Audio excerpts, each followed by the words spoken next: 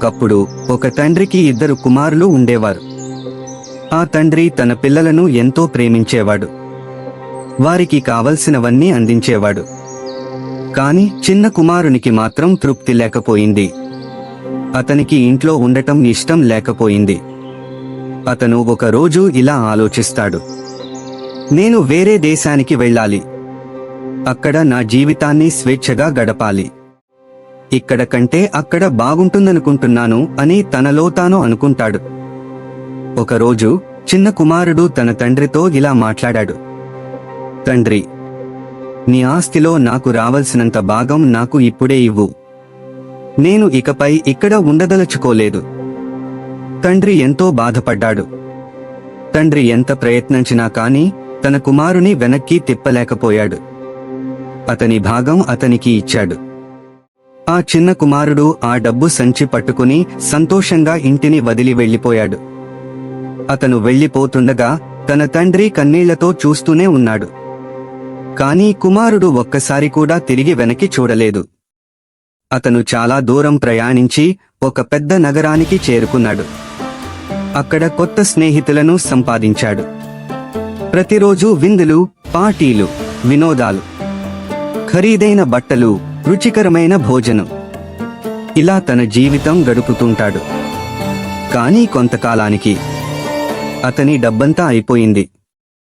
ఆ రోజుకు ముందు అతనితో కలిసి గడిపిన స్నేహితులు ఒక్కరైనా కనిపించలేదు. ఎందుకంటే వాళ్ళు నిజమైన మిత్రులు కాదు.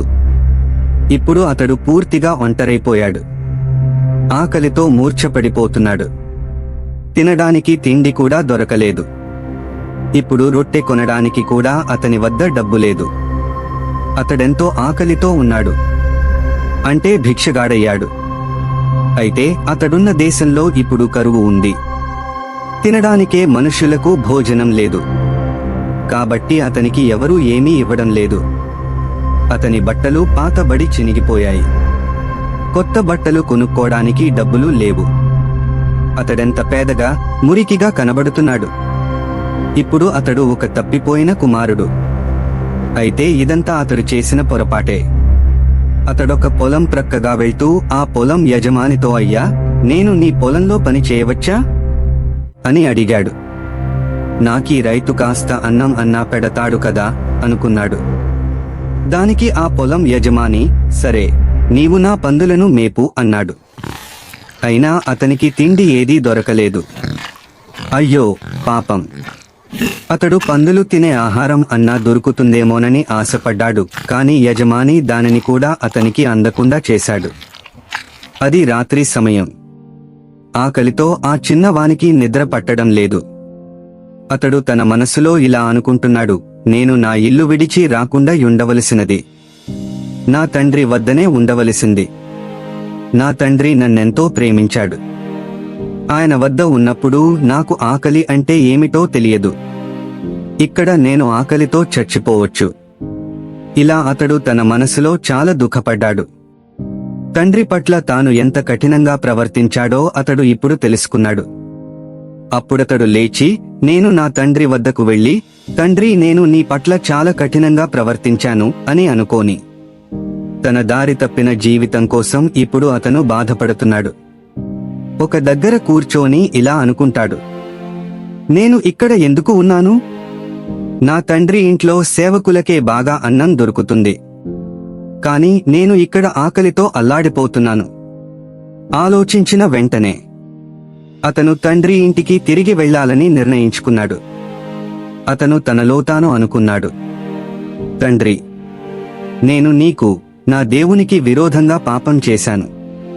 ఇకపై నీ కుమారుడిని అనిపించుకునే అర్హత నాకు లేదు. కనీసం నన్ను నీ సేవకుడిగా అయినా తీసుకో. ఈ మాటలతోనే తన తండ్రి వద్దకు తిరుగు ప్రయాణం మొదలుపెట్టాడు. ఇదే సమయంలో తండ్రి ఎప్పటిలానే తన కుమారుని ఎదురుచూస్తూనే ఉన్నాడు. అతని కుమారుడు ఎప్పుడైనా వస్తాడేమోనని. ఒకరోజు దూరంలో ఎవరో నడుస్తున్నట్లు కనిపించింది. అతడు చాలా మురికిగా ఉన్నాడు. అతని బట్టలు చిరిగిపోయాయి, చెప్పులు కూడా లేవు. తండ్రి గమనించాడు. ఇదే నా కుమారుడు అనుకున్న వెంటనే తండ్రి పరుగెత్తి వెళ్లి కుమారుణ్ణి గట్టిగా హత్తుకున్నాడు. ప్రేమతో కన్నీళ్లు కార్చుకున్నాడు. కుమారుడు తండ్రి ఎదుట మోపి అన్నాడు, తండ్రి, నేను నీకు మరియు దేవునికి విరోధంగా పాపం చేశాను. నిన్ను వదిలి వెళ్ళడం నా తప్పు. కాని తండ్రి అతన్ని ఆపలేదు.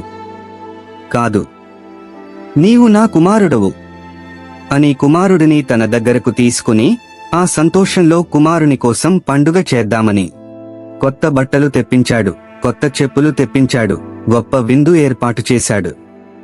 ఈ కథ ద్వారా మనం నేర్చుకోవాల్సింది ఏమిటి? ఈ కుమారునిలా మనము పాపం వల్ల దేవుని నుండి దూరమైపోయాం.